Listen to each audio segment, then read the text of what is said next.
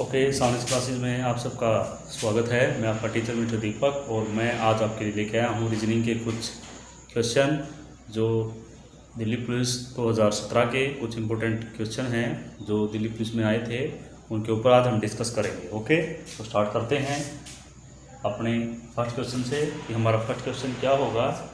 तो देख लेते हैं अपना फर्स्ट क्वेश्चन जो रीजनिंग का है वो आया था दिल्ली पुलिस 2017 में। तो इसको किस प्रकार से हम सोल्व करेंगे उसको हम देख लेते हैं। ठीक है, जैसे यहाँ पर दिया है, ये आपको बताना है कि नेक्स्ट क्या होगा। इसे दिया गया है चश्मा, उसके बाद चश्मे का जो काम है देखने का है, उसी प्रकार से पेंसिल।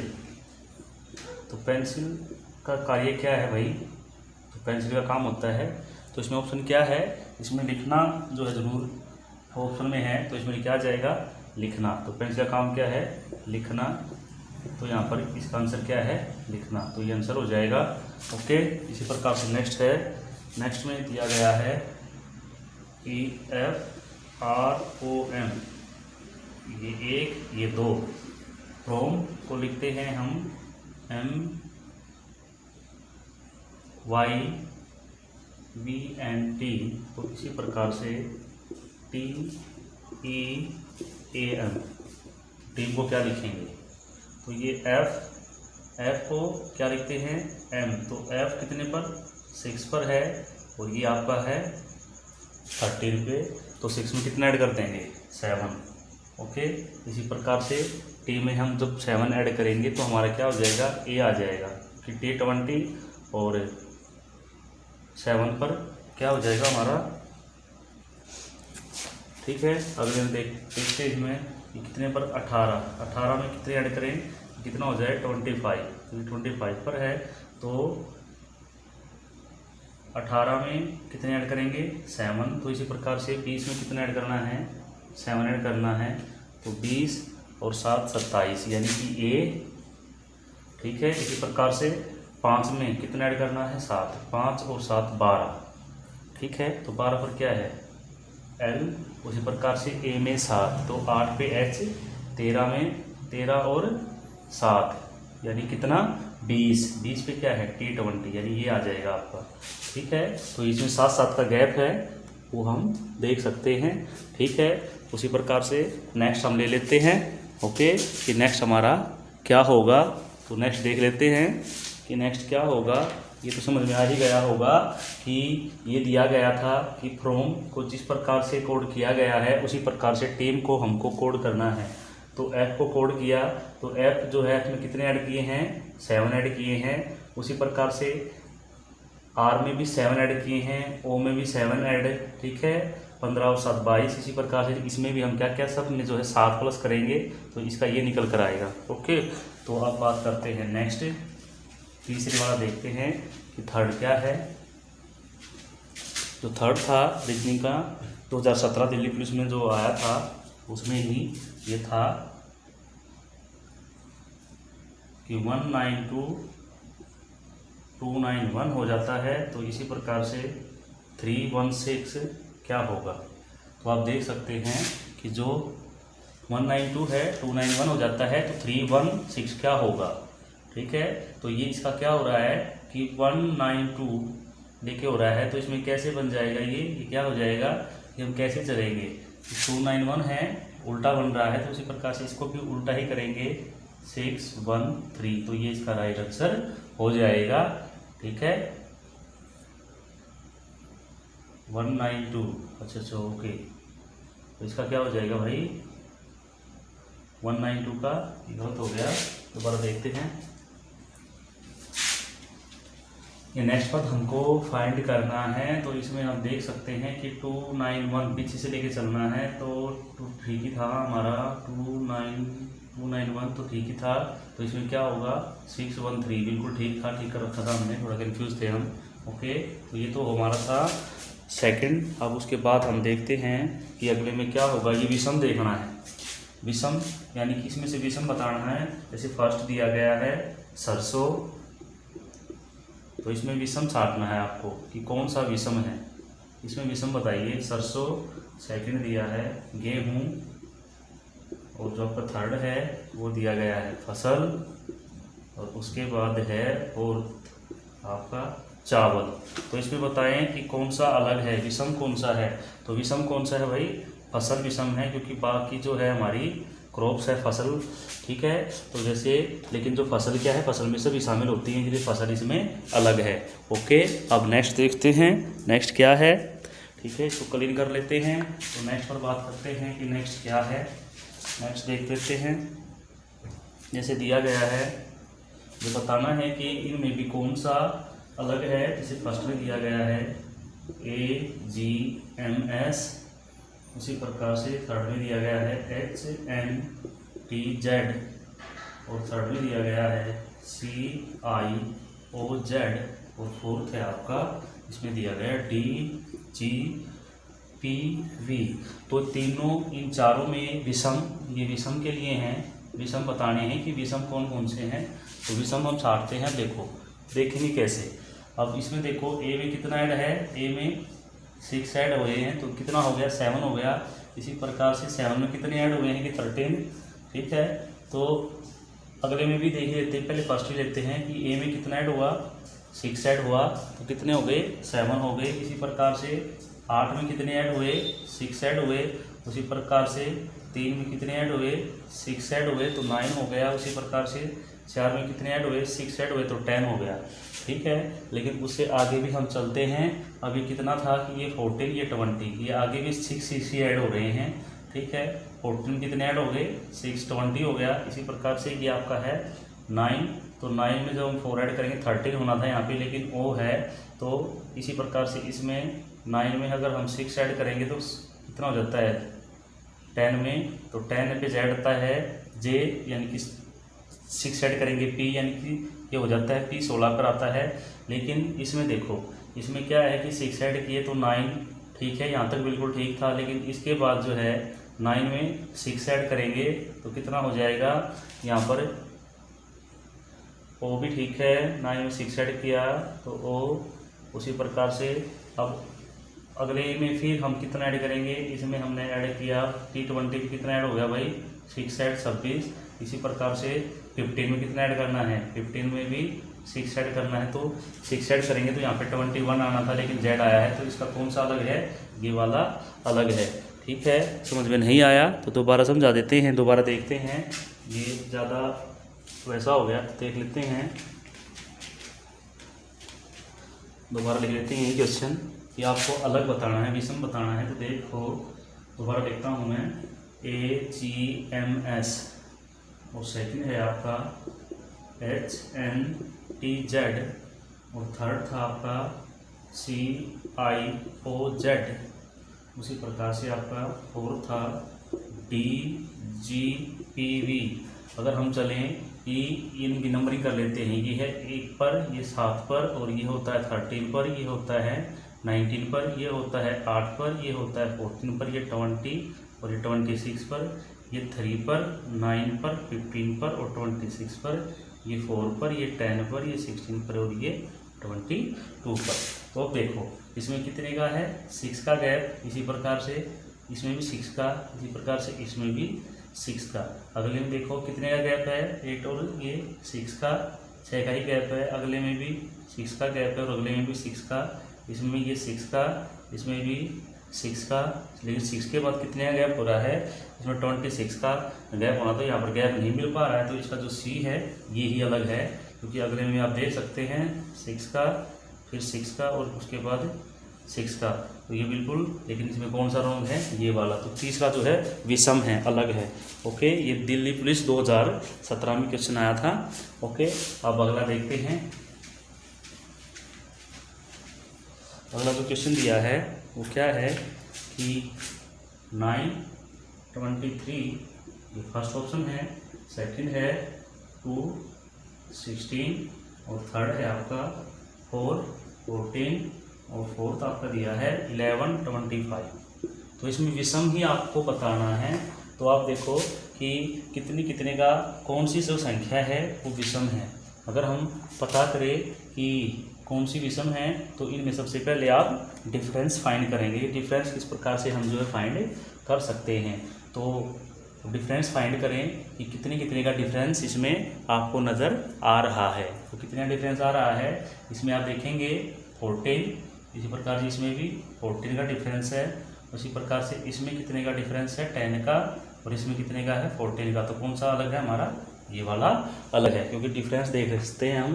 ठीक है, तो ये भी हमारा हो गया विषम, हमको छाटना था। इसी प्रकार से नेक्स्ट देख लेते हैं, नेक्स्ट विषम ही बताना है। ओके, जैसे कि आप नेक्स्ट जो है देख पा रहे होंगे, ए के विपरीत कौन सी संख्या होगी। तो हमें ए का जो विपरीत है उसके विपरीत हमको संख्या फाइंड करनी है कि इसके विपरीत कौन सी संख्या होगी। ये यहाँ पर जो है बॉक्स बनाए गए हैं और उसको जो है ये ए है, इसके विपरीत पूछा गया है।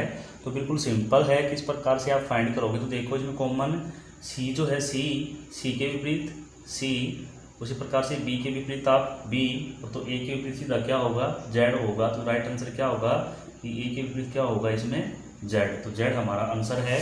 इसी प्रकार से नेक्स्ट जो है उसमें देखते हैं, उसमें संख्या फाइंड करनी है। तो ये आपकी समझ में आ गया होगा।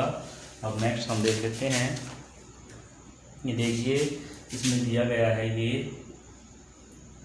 इस प्रकार से संख्या बनाई गई है और ये हमको संख्या जो फाइंड करनी है 1 2 3 4 करके। तो आप देखते रहें और वीडियो को लाइक करें, शेयर करें। ओके, कमेंट बॉक्स में अपना सजेशन ज़रूर दें वीडियो कैसी लगी। तो इसमें पहले में दिया गया है 5, यहाँ पे 3 और यहाँ पे 29 और यहाँ पे 7 और यहाँ पे दिया गया है 2। इसी प्रकार से यहाँ पे दिया गया है 6 और यहाँ पे दिया गया है 5 4 19 और यहाँ पर 1। इसी प्रकार से यहाँ पे 8 और यहाँ पर 3 और यहाँ पर हमको पता करना है कि क्या आएगा, यहाँ पे 7 और यहाँ पे 4।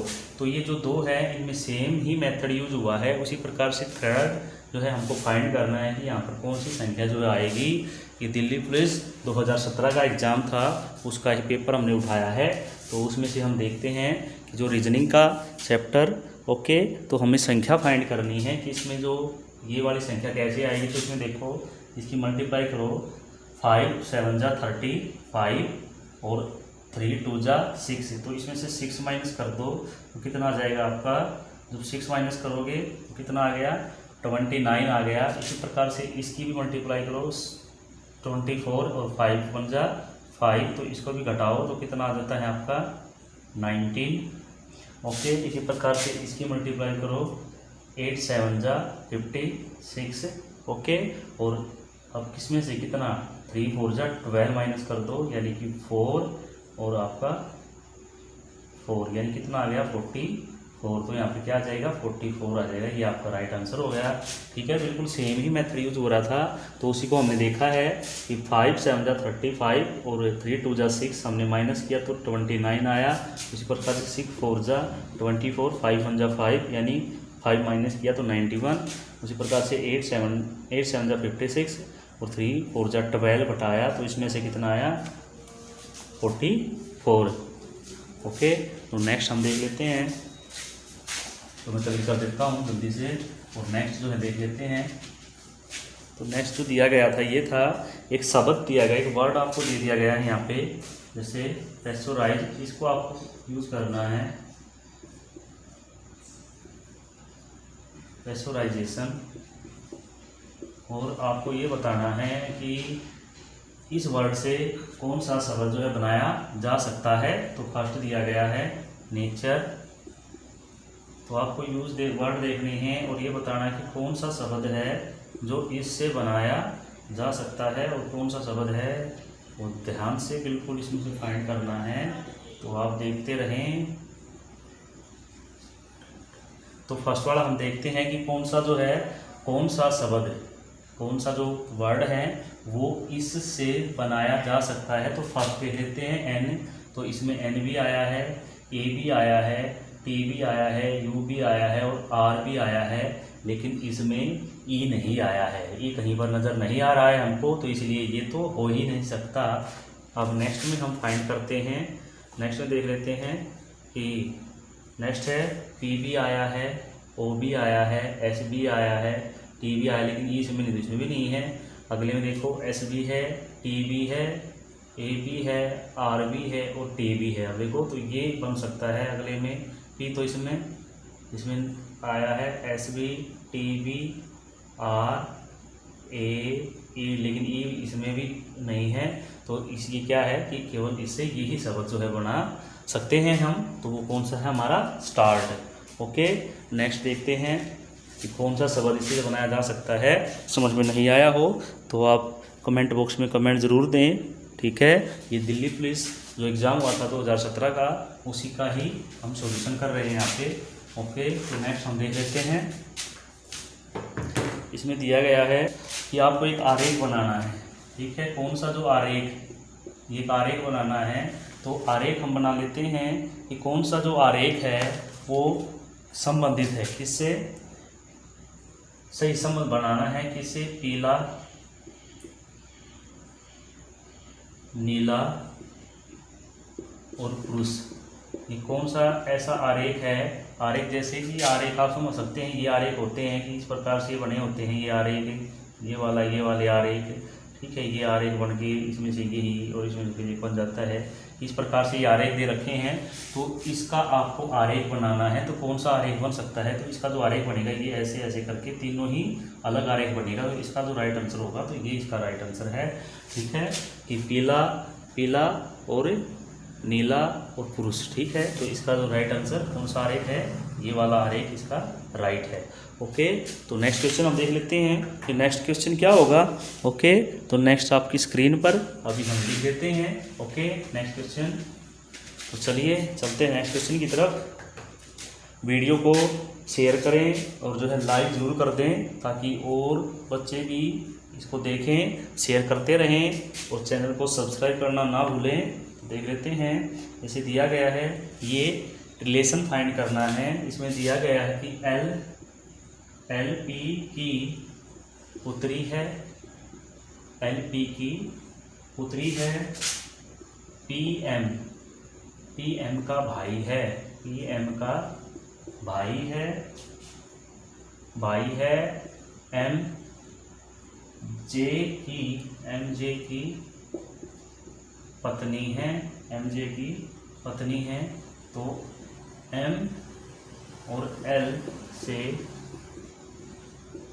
किस प्रकार संबंधित है। तो आपको संबंध बताना है, किस में संबंध बताना है, ये संबंध बताना है आपको एम और एल के बीच में किस प्रकार का संबंध है। तो एल पी की पुत्री है, तो एल जो है किसकी पुत्री है, पी की पुत्री है।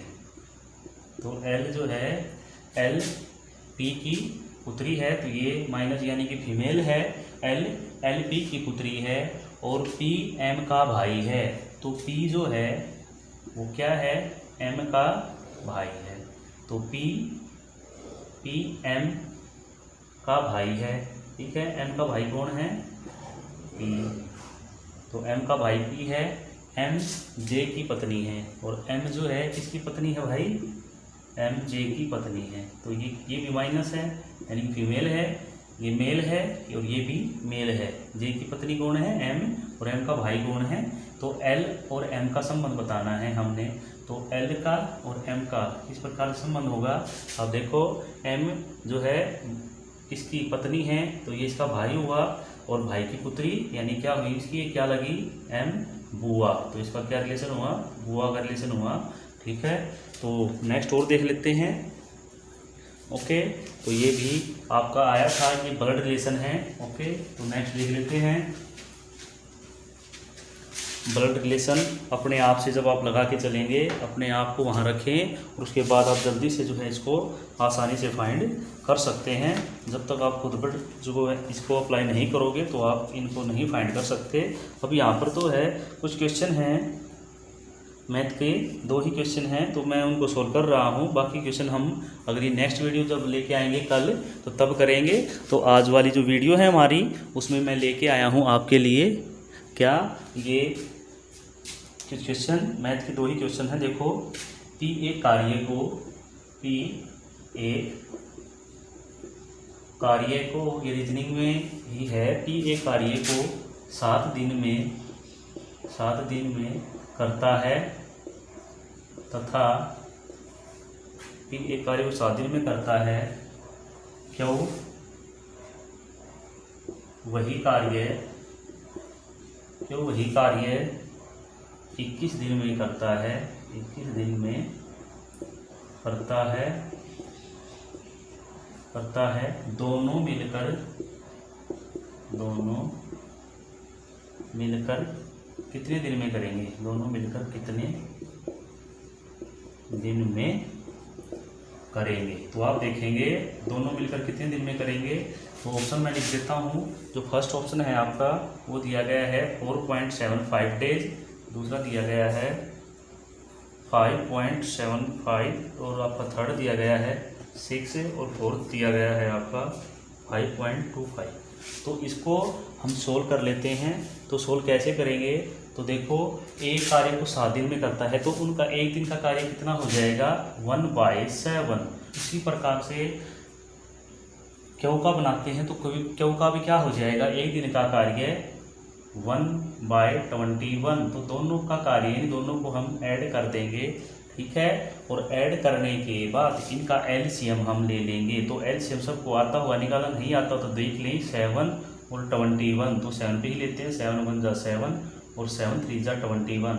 हम तब तक डिवाइड करते हैं तब तक हमें एक नहीं प्राप्त होता। तो कितना आ गया एलसीएम 3 7 जा 21। तो हमारा जो एलसीएम है कितना आया है 21 आया है। अब इसको यहाँ से इससे क्या करते हैं डिवाइड करते हैं। डिवाइड करने के बाद आता है 3 की मल्टीप्लाई ऊपर के साथ यानी कि 3 प्लस में यहाँ पे 21 से इसको डिवाइड करेंगे तो 1 का 1 तो कितना आ गया, ये आ गया 421। तो ये एक दिन का जो है उनका कार्य हमने ऐड किया। तो अब हम क्या करेंगे कि इसको उल्टा कर लेते हैं। तो 21/4, ठीक है। तो इसको हम डिवाइड कर देंगे किससे, 4 से। तो इसको डिवाइड करें 21 को 4 से, तो 5 से डिवाइड करेंगे 5 4 5 जा 20। तो हमारा 1 जो है यहाँ बच गया, पॉइंट लगाते हैं 0। तो 4 2 जा 8, तो यहाँ पे 8, यहाँ पे 2। अब कितना बच जाता है, अब 2, ठीक है, ऊपर लिख लेते हैं 2 बच जाता है। तो 2 के बाद 0, तो यहाँ पे 5, तो कितना आ गया हमारा, ये हमारा आंसर आ गया है कि 5.25। तो इसका एक सीधा ही तरीका है, अगर आप चाहते हैं निकालना कि हम किस प्रकार से निकाल पाएंगे, तो देखते हैं तरीका। तो हमारा जो आंसर आया है वो आया है 5.25। तो इसको सीधा ही निकालते हैं, इसको क्लीन कर देते हैं। कभी भी इस प्रकार की स्टेटमेंट आ जाए कि दोनों का इकट्ठा कार्य निकालना पड़े, तो आपको क्या करना है कि सीधा इनको मल्टीप्लाई करें, ठीक है। क्या कर दें, सीधा मल्टीप्लाई कर दें। जैसे 7 × 21 बाय इनको जोड़ दें यानी 28, ठीक है। अब इसको हम क्या कर लेंगे, इसको हम काटेंगे। तो 7 1 जा और यहाँ पे 4। अब इसको 4 से हमने डिवाइड करेंगे तो कितना आ जाएगा 5.25। तो ये हमारा सीधा आंसर हो गया। कभी भी ऐसा सम आ जाए तो आपको क्या करना है कि दोनों का एक इकट्ठा कार्य है तो पहले इनकी मल्टीप्लाई, सीधा मल्टीप्लाई कर दो 7 × 21 और फिर दोनों को ऐड कर दो 7 और 21 को। तो आप कितना आ जाएगा 28। और इस प्रकार से 7 से काटा हमने तो हमारा आंसर कितना आ गया 5.25। ओके, तो अब ले लेते हैं हम अपना नेक्स्ट देखते हैं कि नेक्स्ट क्या है। ओके, नेक्स्ट दिया है एक व्यक्ति क्या करता है, एक व्यक्ति 10 वस्तुएं यानी 10 वस्तुएं खरीदता है। एक व्यक्ति 10 वस्तुएं प्रति वस्तु 5 रुपये की दर से खरीदता है। 5 रुपये की दर से खरीदता है, 5 रुपये की दर से खरीदता है तथा 30 वस्तुएं कितने रुपए की दर से 10 रुपये प्रति की दर से खरीदता है तो प्रत्येक वस्तु का औसत मूल्य बताइए। औसत मूल्य, तो आपको औसत मूल्य फाइंड करना है। औसत मूल्य रुपए में ज्ञात करें, तो आपको रुपए में इसका औसत मूल्य ज्ञात करना है। तो ऑप्शन है आपके 8.75, दूसरा है 9.25 और सी है आपका 9 और डी है आपका 8.8। तो देखो हम किस प्रकार से इसको सोल्व कर सकते हैं। एक व्यक्ति 10 वस्तुएं प्रति वस्तु, ठीक है, 5 रुपये की अब करता है। एक व्यक्ति 10 वस्तुएं प्रति वस्तु 5 रुपये, यानी 5 रुपये की दर से 5 रुपये की दर से खरीदता है। तो 30 वस्तुएं 10 रुपये प्रति की दर से खरीदता है। तो प्रत्येक वस्तु का औसत मूल्य रुपये ज्ञात करना है, रुपये में ज्ञात करना है। तो हम किस प्रकार से ज्ञात करेंगे, देखो 10 वस्तुएं खरीदता है 5 रुपये प्रति, यानी कि 10 गुणा 5, तो ये आपका कितना हो गया, 10 गुणा 5 50। उसी प्रकार से 30 वस्तुएं 30 गुणा 10 बराबर है आपका 300। अब आप एक बात देखें, आपने औसत का समझा होगा कि औसत कैसे ज्ञात करते हैं कि हम जो है टोटल जितनी भी संख्याएं हैं हमारी, इनको हम नीचे ले लेते हैं और इनको हम ऊपर जो है क्या कर लेते हैं, ऐड कर लेते हैं। तो अब हमारी जो है टोटल संख्याएं कितनी हैं, यानी कि 350, और जो टोटल कितनी थी वस्तुएं, ये हो गई हमारी 40, ठीक है। अब इनको हम क्या करेंगे, काट देंगे, तो इससे ये कट जाएगा। अब इसको डिवाइड कर लेते हैं, ठीक है, डिवाइड करेंगे क्या बात होगा उसको देख लेते हैं। तो डिवाइड करके देखते हैं इसको, 35 को सीधा भी कर सकते हैं, लेकिन समझ लें आप 35 को 4 से, 4 8 जा 32, यहाँ पे बच गया आपका 3 पॉइंट, हम उतार देंगे यहाँ पे 0। तो कितने पे गया आप, 4 7 जा 28, यहाँ पे 2 0 आ जाएगी, यहाँ पे ये आ गया कितना आपका।